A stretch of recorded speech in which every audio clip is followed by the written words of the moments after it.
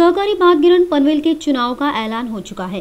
पंचवार्षिक पद्धति से लिए जाने वाले चुनाव में उम्मीदवारों का नामांकन पत्र भरने की 9 जनवरी या अंतिम तारीख थी। शेतकरी कामगार पक्ष की ओर से पुरुष गट में नारायण टुपे, दत्तात्रय मोरे, राजेंद्र घरत, मारुति पाटिल, मनोहर पाटिल, सुहास देशमुख, रविंद्र पाटिल, अनंता कांबळे, गणेश कोळी आदि ने चुनाव आयोग के पास नामांकन पत्र भरा है तथा महिला वर्ग में से सौ मीरा म्हात्रे, लीला भस्मानी ने नामांकन पत्र भरा है। इस दौरान उम्मीदवार को आशीर्वाद देने के लिए जिला सचिव बालराम पाटिल की प्रमुख उपस्थिति थी तथा इस दौरान पनवेल निर्वाचन क्षेत्र के अध्यक्ष काशीनाथ पाटिल, तालुका सचिव नारायण घरत, एपीएमसी के सभापति राजेंद्र पाटिल, निवडणूक निर्णय अधिकारी बीके दलवी की भी उपस्थिति थी।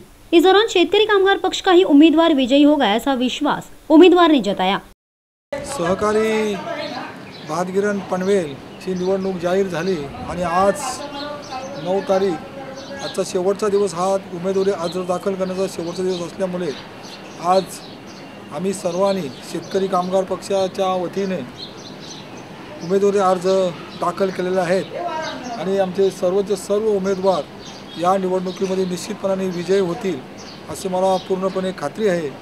आणि ही निवडणूक लढवत असताना आम्हाला सर्वात महत्त्वाचं सहकार्य म्हणजे आपले पक्षाचे ज्येष्ठ नेते आणि आमचे सर्वांचे लाडके नेते आमदार विवेकानंद पाटील साहेब यांच्या माध्यमातून ही निवडणूक आम्ही लढवली। जिल्हा चिटणीस बालराम पाटील, तालुका अध्यक्ष काशीनाथ पाटील, तालुका चिटणीस नारायण शेठ घरत आणि पनवेल कृषी उत्पन्न बाजार समितीचे सभापती राजेंद्र पाटील या सर्वच नेत्यांनी या निवडणुकीत सहकार्य केल्याबद्दल आणि या सर्व नेत्यांचं मला उमेदवारी दिल्याबद्दल मी सर्व नेत्यांचं मनापासून अभिनंदन करतो।